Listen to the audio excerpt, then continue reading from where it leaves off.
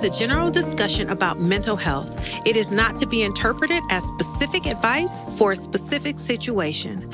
Every situation is unique and requires advice to be tailored and adapted to that situation. All information in this broadcast is for educational and informational purposes only. It is not intended as a substitute for professional mental health services. If you or a loved one are experiencing mental health distress, please speak to a licensed professional in your area.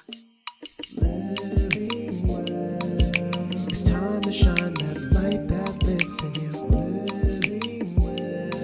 It's not too late to change. It's time to be the change. Living well. It's time to shine that light that lives in you. Living well. It's not too late to change. It's time to be the change. Living Well takes a community. So remember to like and subscribe, and don't forget to share with a friend. Hey family, and thanks for tuning in to another episode of Living Well, where we attend to the mind, the heart, the body, and the soul. As you know, we are in February, the month of love, and we have a special treat for you today. We have brought in some experts who work with couples before they say I do. Or we can say before they jump the broom. And they're here to lend their thoughts, their ideas, and their experiences to help you and those around you have a happy, healthy, lasting marriage, dating relationship, and connection. So stay tuned, because we want to help you avoid some of the pitfalls that many of us have already overcome. So sit down, grab your favorite beverage and a pen, and get ready to be enriched. Here we go.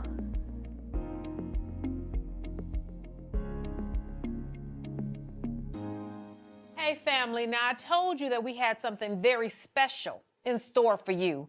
And I want you to kind of look around. Did I lie? No, I brought my folks with me today to talk about getting ready for marriage, coupling, premarital workshops, information, and all that good stuff. So we're going to jump into the conversation. But before I do that, I want to introduce our very special guest for today.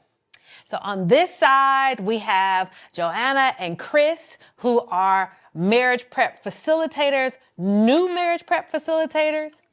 The other end, the opposite end of the table, we have Andrea and Rod, who are kind of OG marriage facilitators. They've been doing this thing for a long time. And in the middle, so you know this young lady, the co-host of Living Well. Well, she is joined by her, shall I say, better half?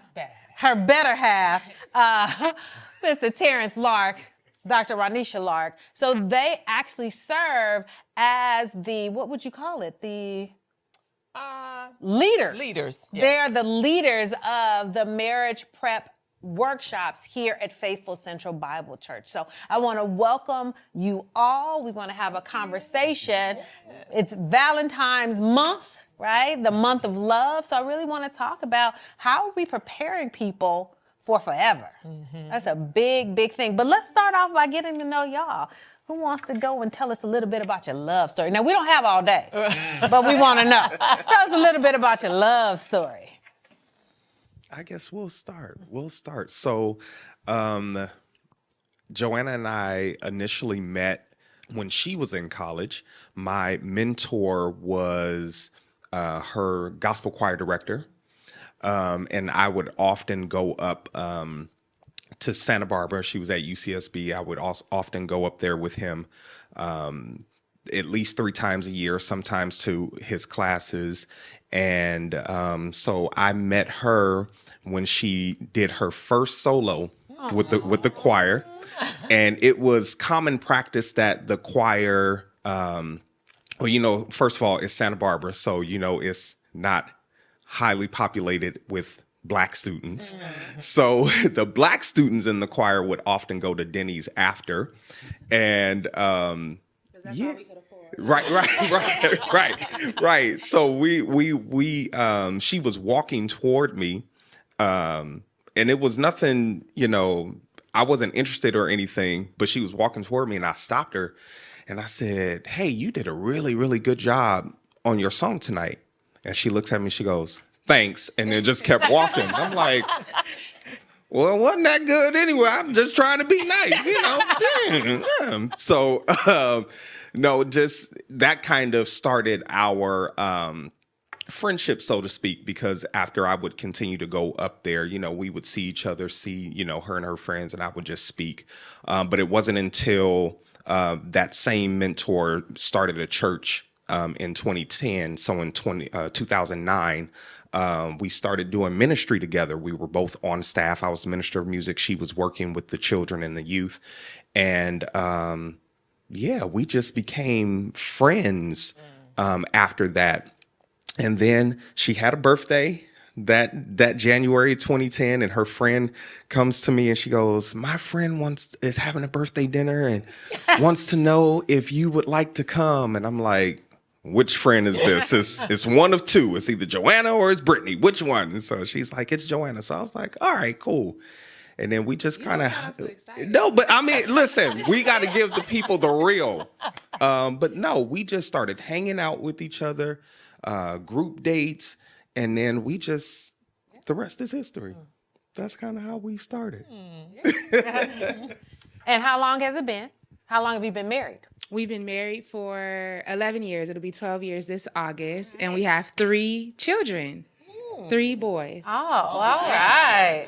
All right. Good. All right. Thank you. Thank you. All right. Which one? Mm-hmm. You want me to go? I'll go next. Okay. This is his love story. Andrea and I met over 30 years ago on a blind date. Oh. They do work. We talked. I've been dating for quite some time, and I told the Lord, I said, I just was tired of just dating. I wanted to find somebody that was really solid for my life, and I told my mom that, and she said, you know, I'd bring the other ladies by. Oh, that's not the one. That's not the one. But then when I met Andrea, she said, if you don't take her, I will. That's my daughter. But we met on March 25th, 1993. It was a rainy night. I told her, I said, I don't drive in the rain. She said, neither do I. And I said, okay. But I was actually at her front door with the roses. Oh. And Andrea just had a voice that just caught my ear that I couldn't help it but love on her. And when we met, we've been together ever since. We've never separated. And it's been 30 years of great joy. We have 2 kids. We have a daughter that's 26 and a son that's 14. And it'll be 28 years married this August 24th. So, All right. very blessed. Thank you. All right. Thank you. You want to go? You want No, me to go? Dr. Nisi, you tell it better than me. She's the co-host. No, you tell it. You tell it. We want to hear from you. We hear from her every week. Go ahead. All right. So, well, we met at church. We met here when we used to be at the Forum, and we were introduced by a mutual acquaintance. I wasn't expecting that. I wasn't expecting to see such a lovely, beautiful, radiant queen as she was already then. And I was so enthralled that I had to get her number right away. So I took her cell phone away from her. We were standing there right after service, and I put my cell phone in her phone, my number in her phone, and told her, I want to take you out to lunch. And so she came up with some excuse. Well, I got to go shopping. And I said, well, I'll take you shopping later on. You know, no problem. We can just go to lunch, and I'll take you wherever you want to go. So she was like, okay. So I picked her up from her house, went to Manhattan Beach. We had a great lunch, and then I took her shopping, and then that turned into me Shopping? Yeah, I took her grocery shopping. Oh, grocery. I'm sorry, grocery shopping. Yeah, I ain't buying no clothes on the first date. I ain't doing that. No. But I'll feed you. I'll do that. So I took her to Albertsons, and then I said, why don't we just have dinner together? And I cooked her steak dinner. And after about 11 and a half, almost 12 hours of hanging out, that set the tone. And we talked every day, and I called her every morning on my way to work. And so I think I made an impression on her. And we dated for maybe about 6 or 7 months. About 6 months. And I said to her, this is not something I just do casually. I want to make sure that you and I are the right people for each other. Can we go to marriage prep workshop? Oh, okay. And we did that, and we went through the class, and then we got married on August 29th. So that we met, what day in August did we meet, Nisi? I always forget, but I remember our anniversary. Right. And then, so it was almost a year to the day. We got married on August 29th, 2004. So it'll be 20 years this September. I'm sorry, September 29th. Yeah, September 29th. Almost a year to the day. It's 30 days past. It'll be 20 years this September. And I bring three children into the marriage, and we are a blended family. All right, so blended family. Well, thank you for sharing that. Now, I want to know, when did you know that this was the one? When did you know that this was the one?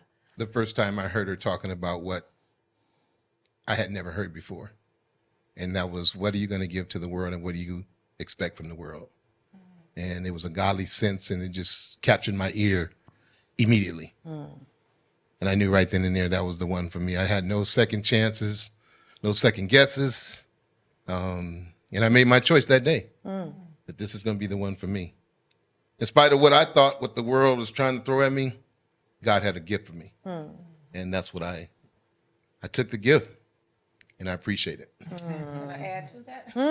Because when did you know? Right. Yeah, we want to know.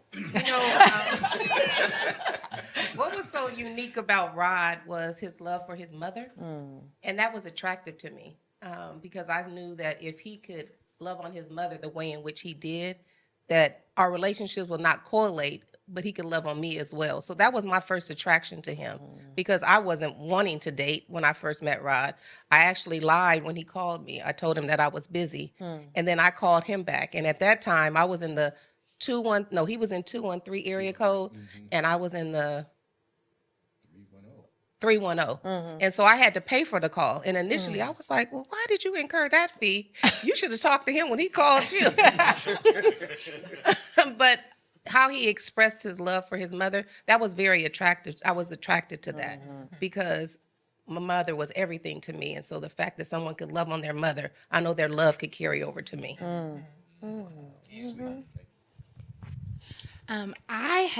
We had been dating about a year, maybe a little more than a year, and I had to have an emergency procedure, and I had to get to the house, told him all about it and everything, and I remember he was in LA and I was in Downey at the time, and I had a crazy, the appointment was at like 6 a.m. or something. And my mom came and all of that, but he beat us to the hospital. And I, had been single for a while and had my own place and was so independent. And that was the first time that I felt like I could let my guard down and that someone could take care of me and someone wanted to take care of me and would show up in the dark, to be with me. And, it was minor and everything was good, but he was it was the last face I saw before I went in, and the first face I saw when I woke up, and I was like, that's it. For me, it was, I had a birthday party. I remember it was 10-10-10. And I had a birthday party at this venue, and I just remember seeing her take care of everything. Like, I didn't ask her to do anything but show up. And I just remember her, making sure everybody was okay. Like my family, my friends, greeting people. She was make sure, went and got the cake and just making sure, talking to the staff, wait staff and all this. I just saw her doing everything so that I could just relax, have fun. And it was that moment I said, oh, she's a wife. Like, okay, she's a wife. And I remember my aunt coming to me, similar, Rod, saying like, that's the one. That's the one. I said, I know, right? I was like, wait, what? So just to see how she was just so willing and ready to take care of everything just really set things in motion. Wow. You should get that on a t-shirt. That's a wife. That's a wife. That's a wife. I love it. So for I'll let you go first. Yes, this time. thank you. Started. So it's so interesting because I can't say that there was this specific moment. What I knew about Terry, well, first of all, physically he was everything that I wanted. He was tall with nice teeth, and I was like, oh, okay, because we like to think that none of that matters, but it does. But what I started to see over time with him, he talked about after our first date. The very next day, Terry called me, and he would call me every day going to work. Good morning, sunshine. Just talk to me on the way to work. And then he would call me on the way home from work. Like that was his routine every single day. He was just an open book. And that was something, the transparency that he came with. And it was the sense of security that he provided. And I thought, oh, that's what this is supposed to look like. This is a little different, especially because, those who know the story, what I had gone through before meeting him. And so with that over time and then just watching him, and I knew he was family oriented. He was all about family. And, I asked God for a man who loved God. And so I called Terry my David. He's a man after God's own heart. And I was like, I think this was a keeper. So that was it for me. And you said over time, but in 6 months y'all was in married prep. So it wasn't a long time. So no, it wasn't a long time. And that was another thing because Terry had made it clear that he said, I'm not looking for no friend. I'm looking for a wife. And I was like, oh, a man that knows what he wants. And so when he came to me, it wasn't like, I had to test him to see where he was. I knew where his heart was. I knew what he wanted. And he made that clear to me. He was like, yeah, I think we should go to marriage prep. I was like, oh, what? I'm like, okay, he is serious about this. He was an open book and he made it clear what he was after and what he wanted. And I was like, I think I like you. And that did it for me. So for me, it was two things. It was when I took her out for her birthday, her first birthday that we spent together, and I saw her with these strappy shoes on, and the nice black short, small black dress that she had on. That was like the physical connection was solidified. She looked really good, man. I took her to Ruth Chris, and I was like, wow, I couldn't hardly even pay attention to the meal. But then what really brought it home was when we spent our first Thanksgiving together with her family, right? And I met her mom, and I met her baby sister.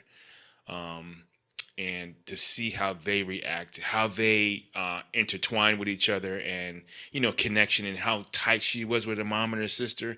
So I was like, if anybody could be that close to their family, because I'm distant from my family. My family's kind of estranged, and my parents are gone now. But if anybody could be that tight with their family, and they can accept me for who I am, and honestly, when I got to her mom's house that early on that day of Thanksgiving, I fell asleep. I was so comfortable, I fell asleep, and let her mom tell, yeah, my son was able to come in and just sleep out on my couch the very first day he got there. So I knew that this was the right relationship for me. This is the right person for me. Yeah, feeling about that family connection.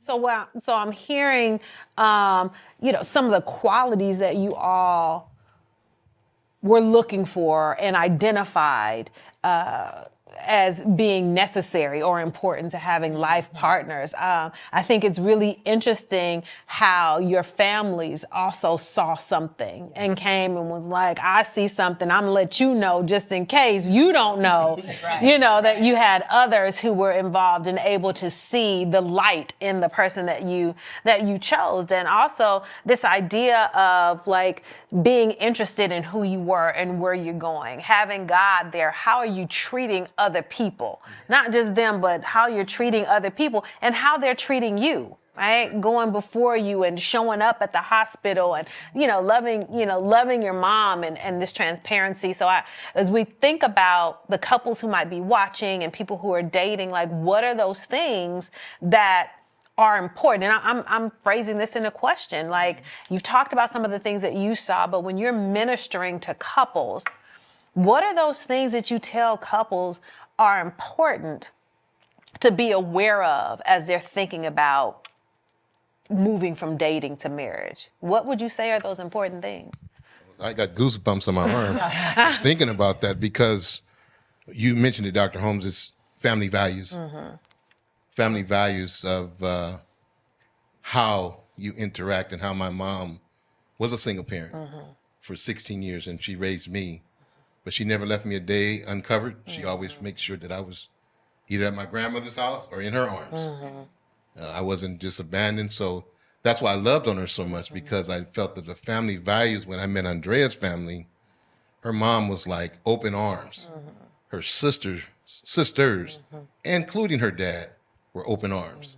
So family values today, especially today, are very, very important. Research it. Look into it. Ask them about their family values. You know, who showed you your first love? That's very important in how you present it to them.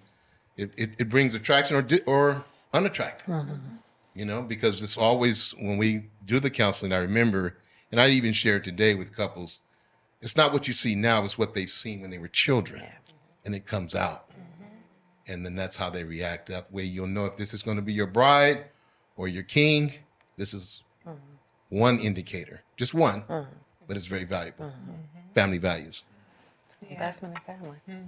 That's important. I would, to piggyback on that, would say that what you realize, that what you see is what you get. You know, don't think that, you know, oh, I can change them, you know, or it's too often, I think, that we get enamored by the potential instead of acknowledging what is.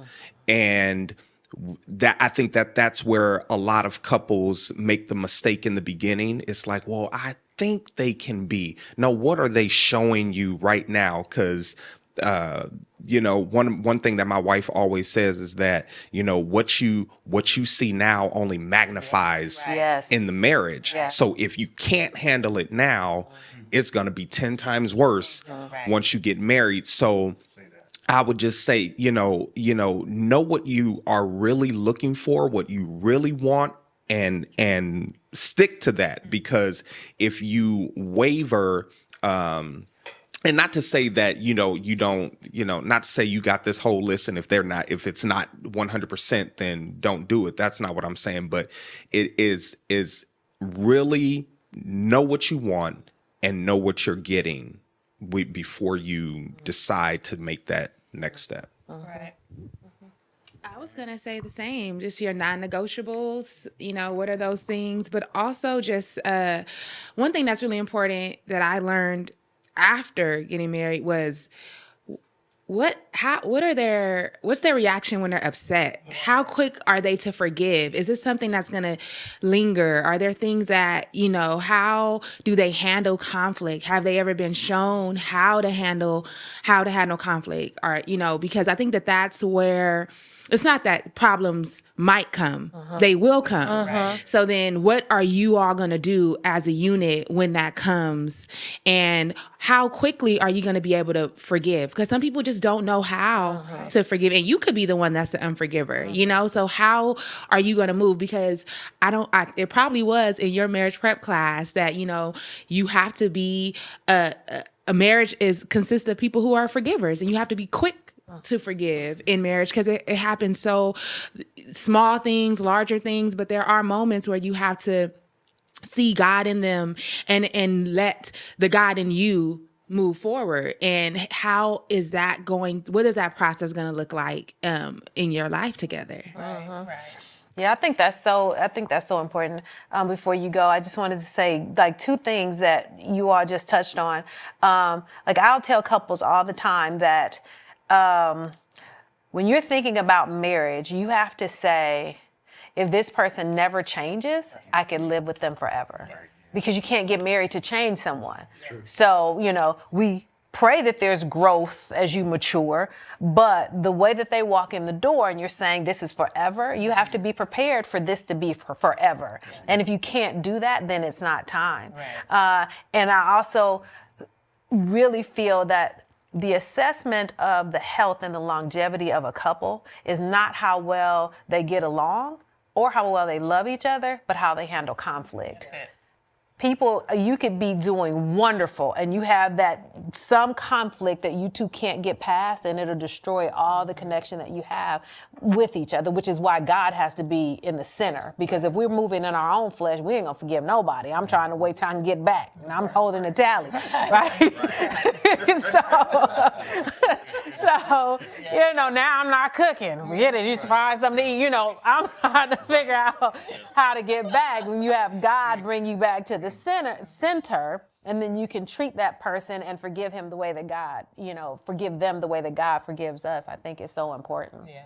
And I'll just piggyback on that, because a lot of times, to your point, when people have this conflict and it's, you know, devastating, it's not the conflict itself that shatters the relationship or the marriage. It's the how they were handling it, or their inability to handle it. And a lot of times it's easy to get lost making it about what the specific issue was, when that's really not the issue. It's really not the issue. So, oh yeah, what you got?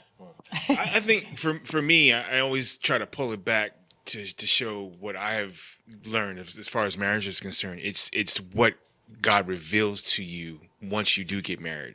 Because as a single person, there's certain things that you're not going to learn about yourself until there's a mirror in front of you, right? So your spouse, your mate is going to be the ultimate mirror to show you what God wants for you to change and how to better yourself. And so I tell them, be prepared. The changes are coming, but you're not going to change them. Just like you were saying, Chris, that the change has to come within you. You take your eyes off of your mate, you put them on yourself, and okay, you have that relationship and that talk with God. Now, what is it that you need me to change so I can be the best husband that Nisi needs me to be for her? The best husband that you want me to be, and you know she needs. Yeah. And so when you do that, it's like, okay, now I'm fulfilling God's purpose for myself, and this marriage has helped me to do that.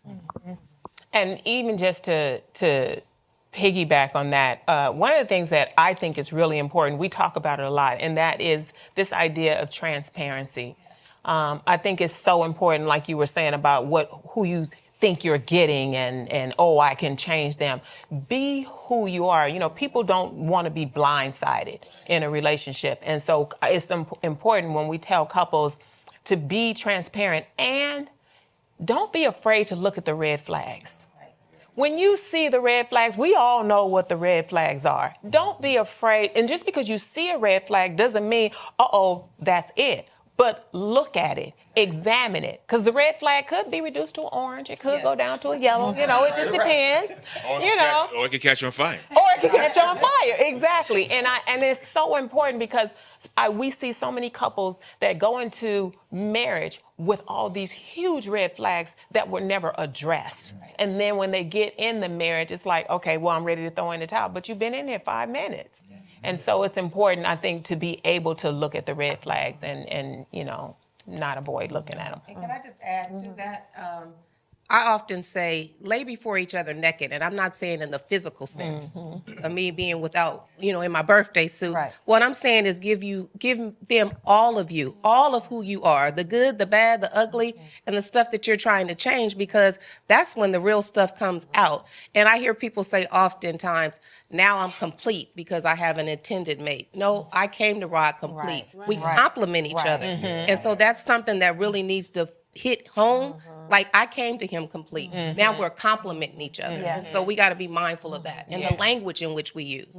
You're exactly right, because no one else can fill a void. Right. No one can fix what happened in your past. No one can fill a void that you're empty of. Only God can do that. And if you look to another human to do that, you're going to be disappointed over and over and over again and still feel empty. Right. We see that a lot. A lot. So, acknowledging, no, everybody at this table is married. Everybody we all have some skin in the game. Some got more skin than others in the game, you know, with different years behind us. And so we all know that marriage is not perfect, but every couple has something that, you know, they go through.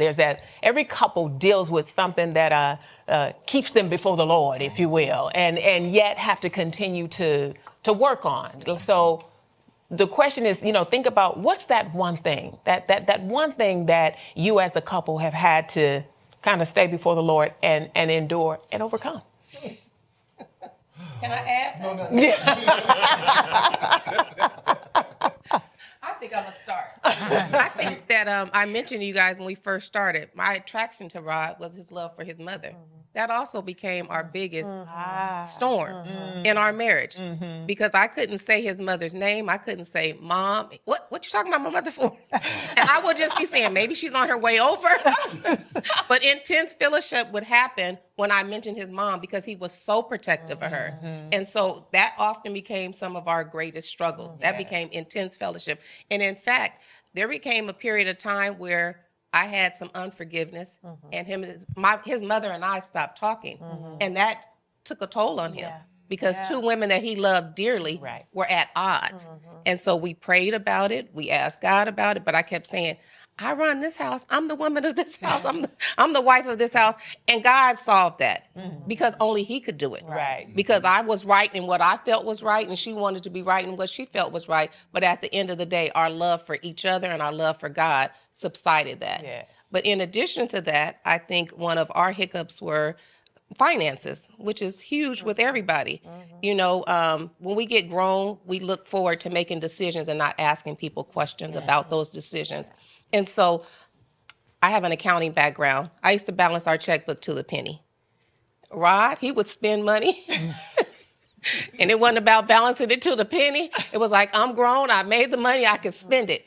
And we had to come back together at the drawing board and say, how is this all gonna work? And I had to reassure him, I wasn't doing a check and balance on him. I sometimes wanted to, human error happens. So if you go and spend some money and they made an error, we wanna be able to catch that, opposed to them just taking advantage of us and our money. And it became a point where I'm not an impulse buyer. And if he would see something, sometimes it would be like, I'm getting that. And I would be like, okay, Lord, that's not how I operate. And so I used to say, well, how about we get 3 different options? How about before we make a decision, we get 3 different options?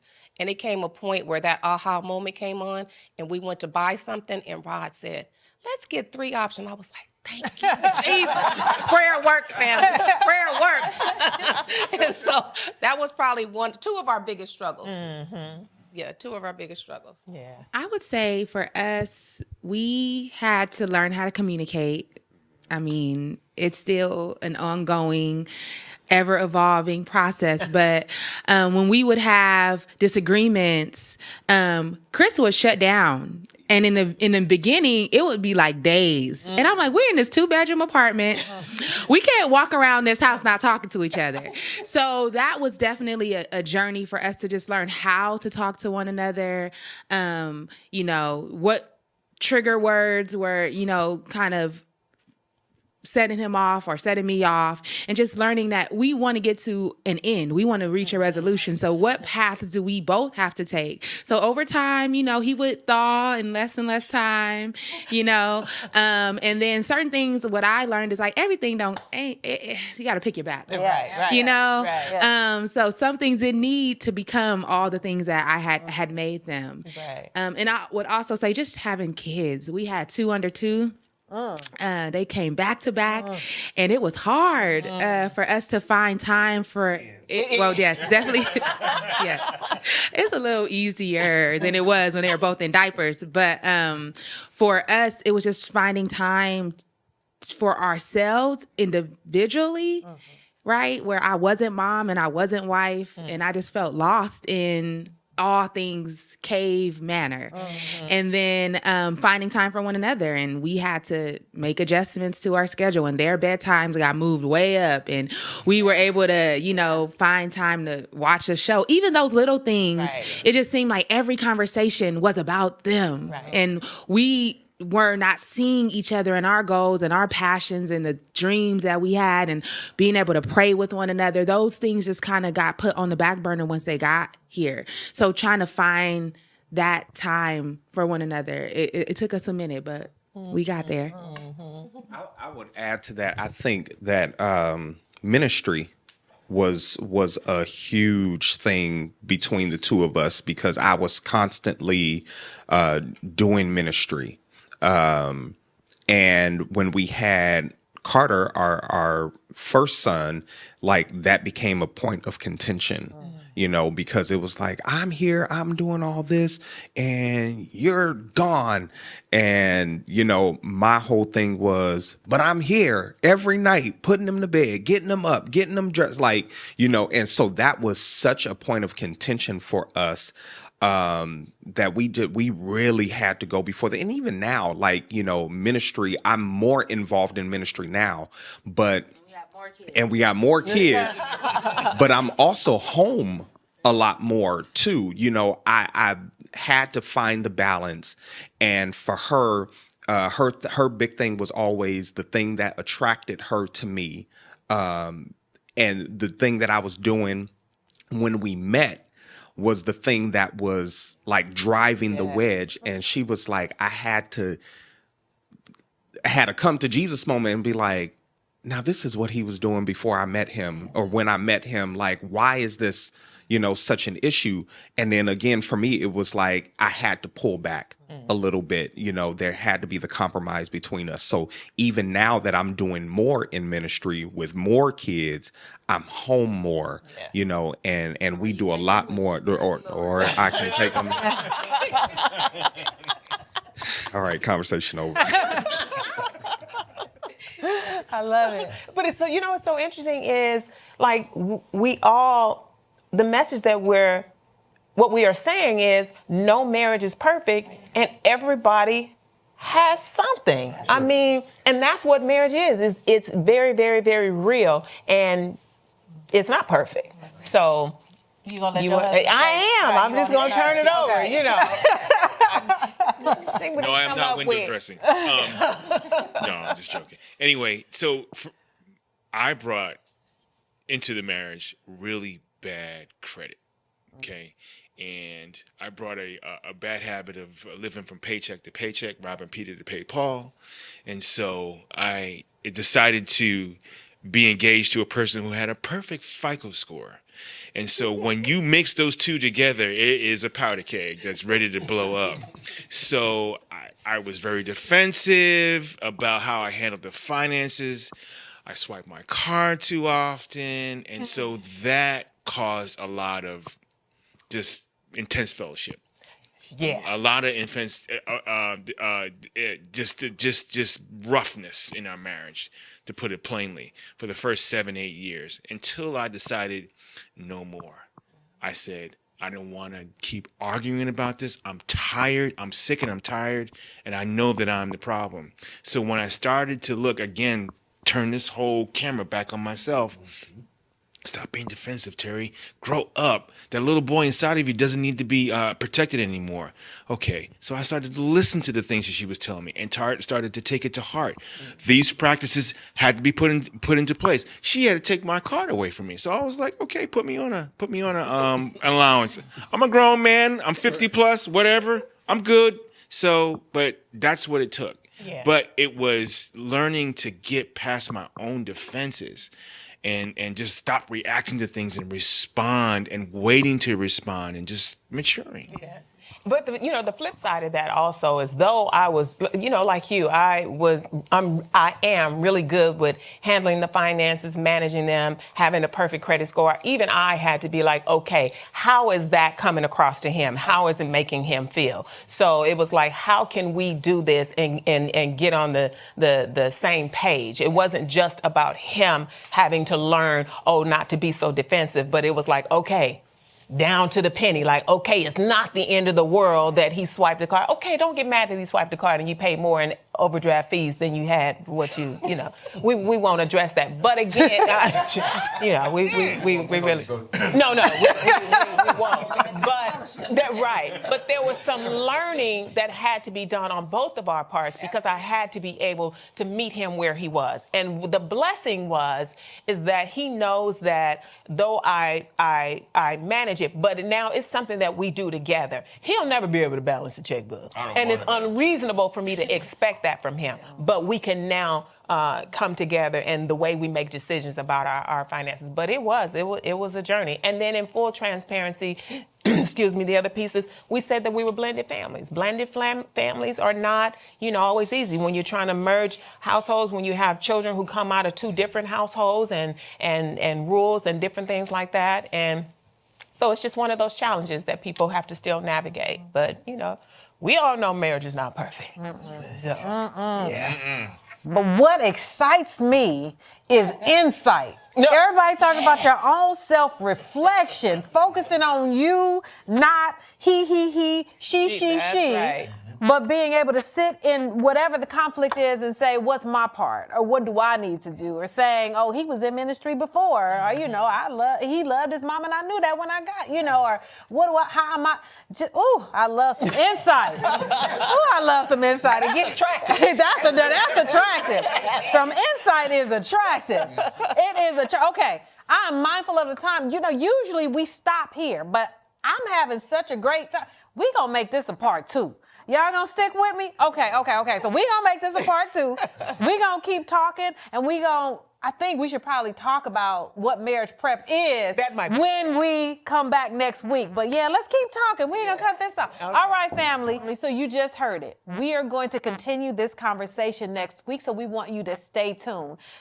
We always like to leave you with a resource. And so I'm going to let one of our guests, Andrea, brought one thing. So I'm going to let her say the title of one of the things that she brought this episode, and then we'll have some more resources on our next episode. So Andrea, what'd you bring? I bought a book. It's 365 Days Devotional Daily Strength for Couples. And it's something that Rod and I do, and it's done by the calendar. So if I went to today, Well, and I don't have my aids on, it's talking about communication. And so it gives you a little synopsis about communication, and then it gives you a food for thought with a question that you and him can both discuss. Say it again. What's the title? It is 365-Day Devotional Daily Strength for Couples. All right. I love it. So thank y'all for tuning in. We will see you next week. And until then, we pray that you are living well.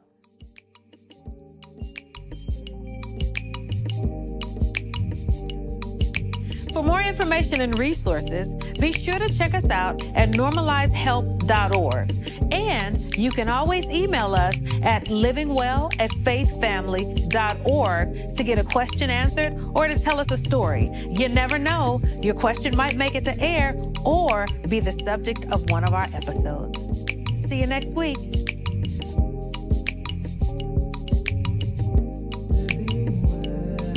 It's not too late to change, it's time to be the change. It's time to shine that light that lives in you. It's not too late to change, now it's time to change. Now it's time to change, now it's time to change. Now it's time to change, time to change, time to change.